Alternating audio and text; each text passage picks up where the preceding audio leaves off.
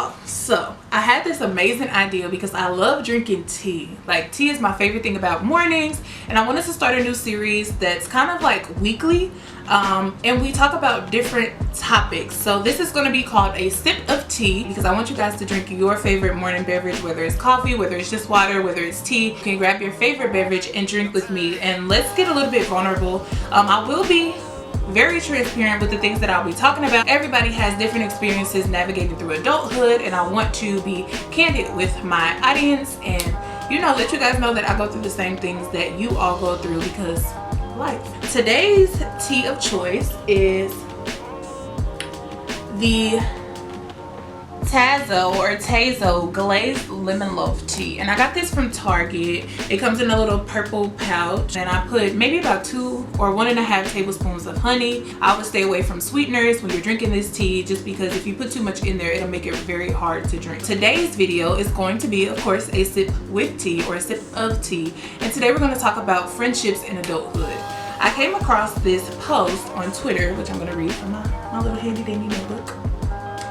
And it says, "I'm such a nonchalant friend. You bail on plans? Cool. You rather hang out with your man? Great. You haven't talked to me for 3 weeks? Fantastic. At the end of the day, we all have our own lives, and I'm always going to be here."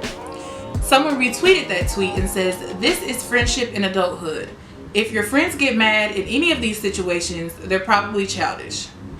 Another tweet says, "Funny how as a teen, the lack of friendships can cause so much damage to you.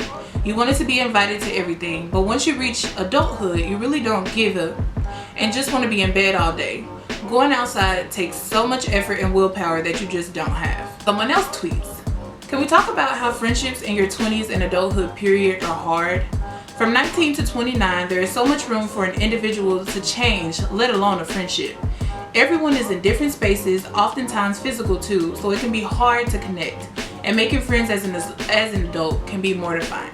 Lastly, someone made a tweet, says, "What aspects of adulting did you feel least prepared for?" And Don Darcy retweets and says, "Friendships not being as convenient. Adulthood really makes you realize that most friendships in your formative years are a product of your environment."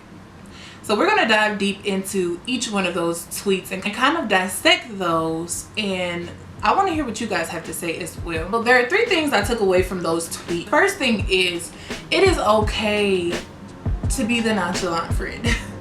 I really resonate with the nonchalant friend. It is okay if I don't talk to my friends for 3 months. As long as I know that they are okay and that, you know, everything is everything and they are just trying to navigate through adulthood themselves, I'm okay with that. I respect that. I still love you. You're still my friend. You'll always be my friend.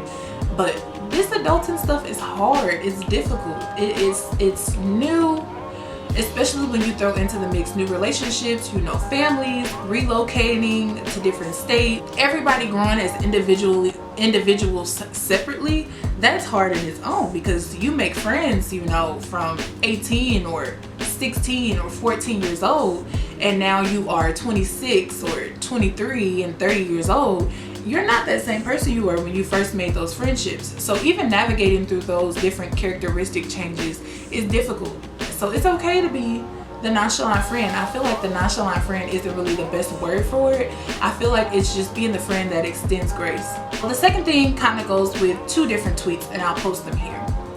Can we talk about friendships in adulthood and how they are less convenient and hard?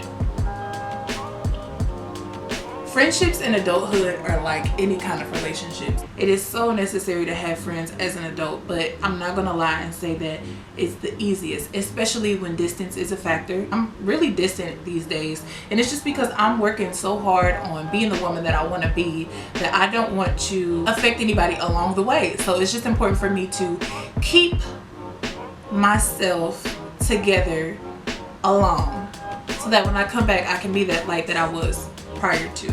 But healing is definitely a process, and I don't want to drag anybody along with that process.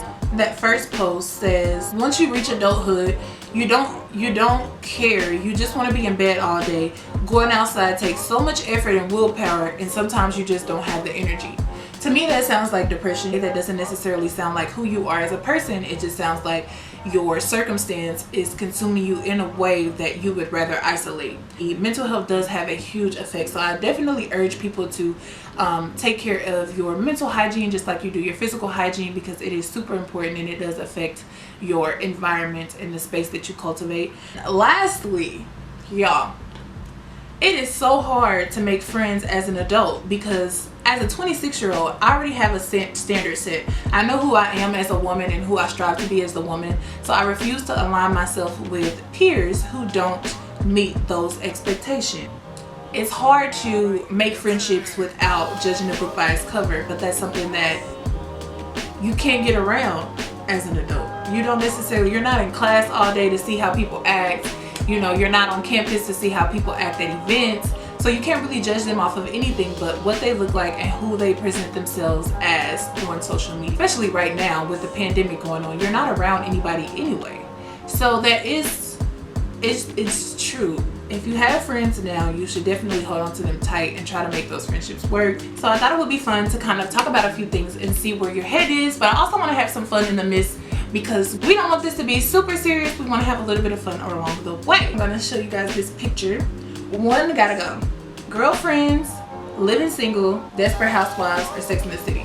First and foremost, Desperate Housewives isn't going anywhere. Me and my best friend Ariane, make sure that you guys subscribe to her channel. I'll leave the link down below. Me and my best friend Ariane used to watch Desperate Housewives almost every day in college. That was our show. We laughed together, we cried together. Like, we love Desperate Housewives. Living single isn't going anywhere, just off the strength that it is a black classic. The classics are classic for a reason, so it can't leave. Also, Girlfriends isn't going anywhere because I resonate with Tracee Ellis Ross as a real person and as her character Joan. So she's not going anywhere off the strength of that alone. Now, Sex and the City, I have no interest in watching this show, this movie. Hearing about it, reading about it, it just does not interest me. It does not seem like something that tickles my fancy. So Sex and the City, you can go. You can leave. You can get the boot. Another one. So we have Insecure. After season 4, we saw everything that happened with each character, and one has to go. Issa, Molly, Kelly, or Tiffany. Who you letting go? I'm side-eyeing y'all. If y'all say Kelly, I'm side-eyeing you for sure. I'm kicking off Issa, and I know it's her show, but Issa was just so draining this season. I love that her and Lawrence got back together. Spoiler alert. I love that her and Lawrence got back together. I love that she is growing as a person, but I feel like there was one aspect missing with her growth, and that was communication. Because Molly was persistent with trying to communicate with Issa, and Issa was just being so rude and so standoffish. I could not stand Issa this season. I'm sorry. So Issa's getting the boot. That is all I have for today. Thank you guys for tuning in with a sip of tea.